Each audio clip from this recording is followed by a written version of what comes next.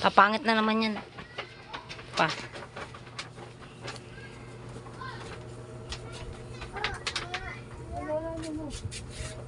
Ano si Gaya?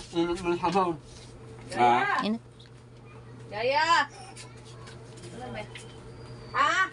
ito po si Apple ito guys. Siya po ang manggagamot dito sa lugar nila. At 10 years ago, huli kami nagkita. 10 years or 8 years? Tama ba po? 8 years. 8 years yan. So, inano ko yung braso niya, papisil ako sa kanya, sinukat ko. Maganda ang kamay nito.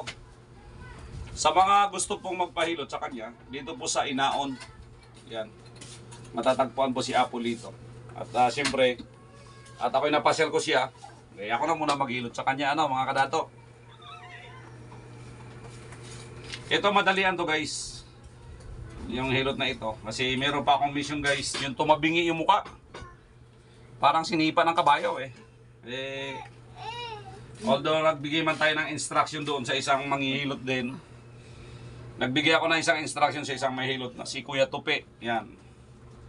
At medyo okay naman na daw. Pero sana, pero pupuntahan ko pa rin mga kadato, ano.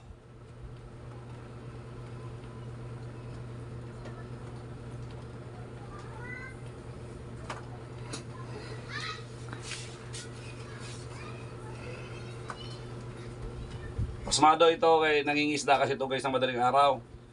Ngayon yung katawan niya po pinasok ng lamig. Tapos pagpagod kakain.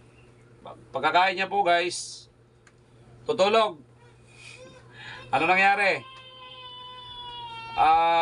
Nagsugat po yung gallbladder niya. Tapos nakaano siya ng may dugo. Yan.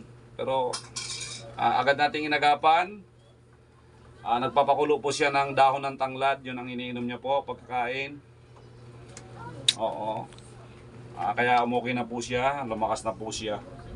Kaya ito guys, dinalaw po natin ang ating apo. Ayan.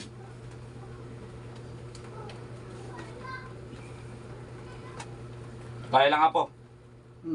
Kasi parang wala na ako sa pulso apo. Ako'y ang haba ng aking pagdadrive. Imagine po, bumabaybay po ako sa lugar nila. 4 na oras, I think 4 hours siguro. Kasi maulan po. Pahinto-hinto po ako eh.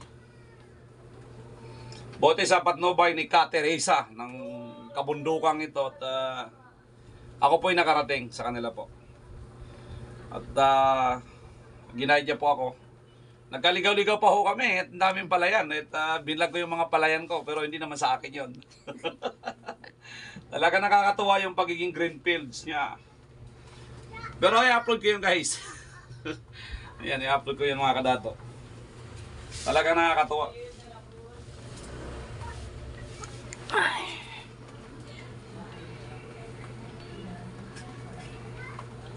Kaya maraming salamat kay Ka Teresa. Talagang matigas pa rin.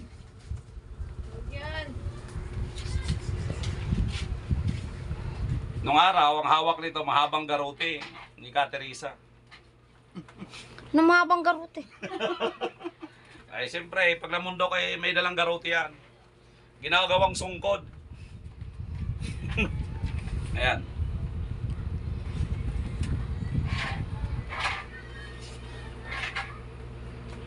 Namabang garote.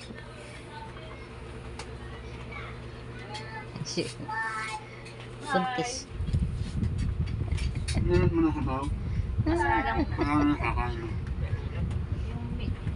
Pasmado ka pala po eh. Talagang ano eh. Buntis yan siya na buntis. Gagapas din ho, mananim nung... Ito ay magagapas din po, si Kapo. Si Apolito.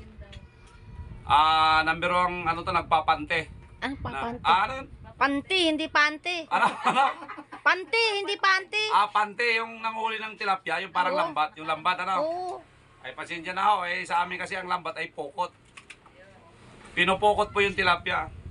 Dito panty. Sa kanila, pante. Pinapante po. Ayo, panty. Sabi niya panty, panty. Ano yung panty ng babae? Pag nahilot ko ito mamaya, tuwid na ang pagsasalita nito. Ito na mga apo. Huwag kang magsasalita apo ha. Binubugbog na na. Binubugbog ko si Papa ko. Ako, atay na, oh. Atay na pa ako.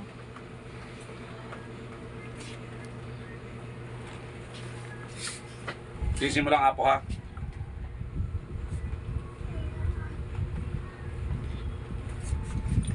Oh. Oh, Tapos na? Huwag mong papatayin. hindi ah. Hawit na nga ako. Nangangawit na yung aking camera. Guys, yung aking cameraman, si Ka Teresa, yan po yung nag-assist sa akin kanina. Maraming salamat.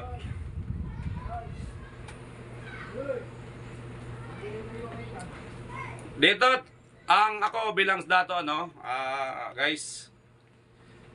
Ito si Apolito, kung ano man yung mga tampo nyo rito sa taong to.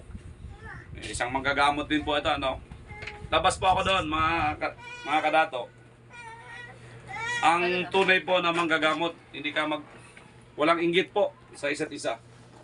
Dapat mangibabaw pa rin po yung pagkakaisa po sa lahat. Ang masasabi ko lang, lahat po ng mga nagmula sa akin na naging sikat na manggagamot ngayon, magpakumbaba po kayo. Minimension ko lang rito si Apo Marlon, yan, Apo Roland. Ayan, please lang. At pakumbaba lang tayo, guys, Kasi umiikot pa ang mundo,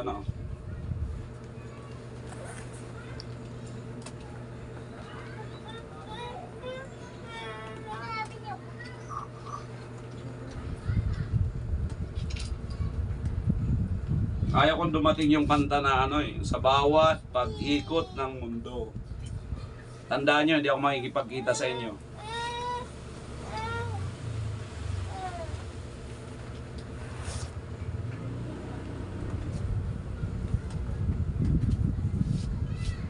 So sobrang sipag ari, Baka naman magbabasa ka bukas, Apo.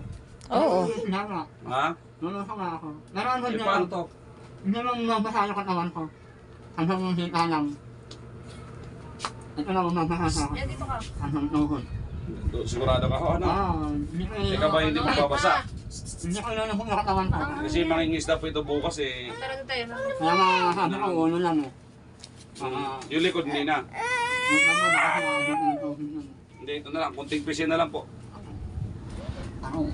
Bubuhayin ko lang muna yung mga ugat, guys. Anong aray? Napakatindi ng lamig po ang singa ho.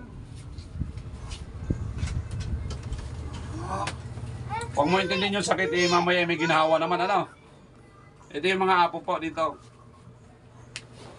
Luwagan mo lang. Maubusan ka na lakas, mapapagod ka. Huwag mo ito intindihin. Ilan taon ka na, Apo? Ibig sabihin, mas matanda pa ako sa'yo. Ano kasi talaga kayo? 48 na ako, Apo. 48, 49 ka na. 49 ngayong Oktobre. Kaya nga, ganun na. Guys, 49 na ako ngayong Oktobre. Baka naman magbigay naman kayo ng star. Sagot ko na. Ha? Sagot mo na. Oo. Yung tilapia. Oo.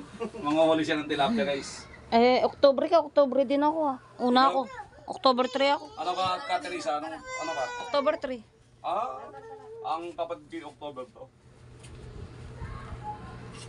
Si Ka Teresa, hindi pwede ipakita ang mukha niya kasi yan eh. Yan.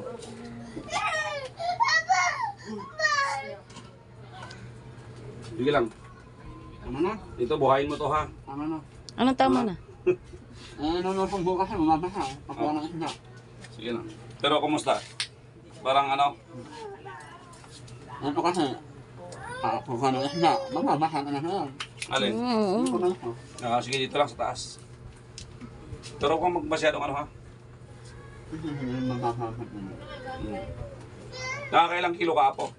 Minsan, 15, 10. Nakakamagkano ka naman? Ay, mura na ng bentahan. Hindi nga, mga magkano. Pinakamalakan yung 400. Marami na rin. Saglit lang naman ata.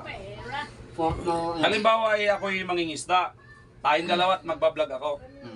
Ngayon, babayaran ko yung huli natin. Sa'yo. Hindi. Hindi, babayaran ko. Para doon sa bata. Ngayon, babayaran ko yun kung magkano kilo. Iuwi mo lahat yun. Kaya nga iuwi ko nga lahat, pero babayaran ko. Hindi na kailangan yun. Ay sus. Paano kaya? Paano kaya siya magbablog kung nakalusong din siya huhuli ng isda? Eh, hindi, ikaw magbibidyo. Huwag nyo sa mamamasa lang. Yung likod hindi na? Mamamasa ako. Sa likod? Mm. Anong dito nito? Wag na. Babasa yung damit niyan. Hindi ako nulusong. Pero kumusta ang pakiramdam?